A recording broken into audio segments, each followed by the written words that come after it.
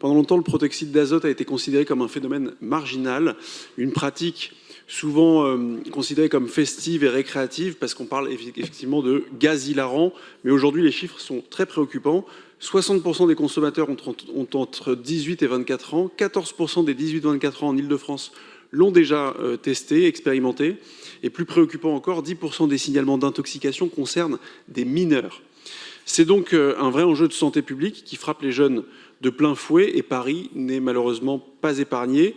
Il y a des risques évidemment liés à la consommation de protoxyde d'azote, des risques qui sont connus, qui sont documentés, des cas d'intoxication, des troubles neurologiques graves, pouvant aller jusqu'à des pertes d'équilibre et des paralysés, des troubles psychiatriques, des hallucinations, des complications cardiovasculaires et des accidents, malheureusement des accidents routiers graves, parfois mortels, liés à l'altération des réflexes et de la vigilance.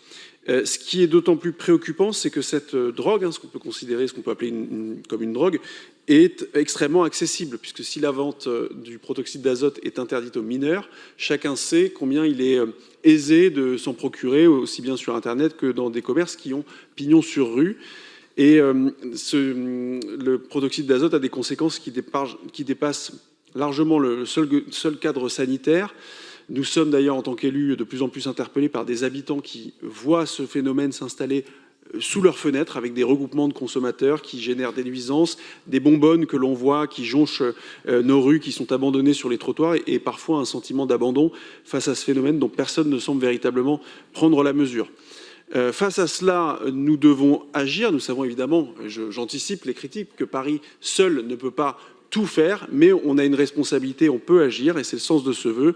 Renforcer les actions de prévention et de sensibilisation auprès des jeunes, mieux informer les parents qui sont souvent les premiers démunis face à ce phénomène, mobiliser davantage les acteurs de la prévention de l'addictologie et de la santé, déployer des campagnes d'information adaptées aux publics les plus exposés, conclure, sur un sujet aussi grave, et je conclus, qui n'est d'ailleurs ni partisan ni idéologique, puisqu'il a d'ailleurs été adopté en conseil du 19e arrondissement.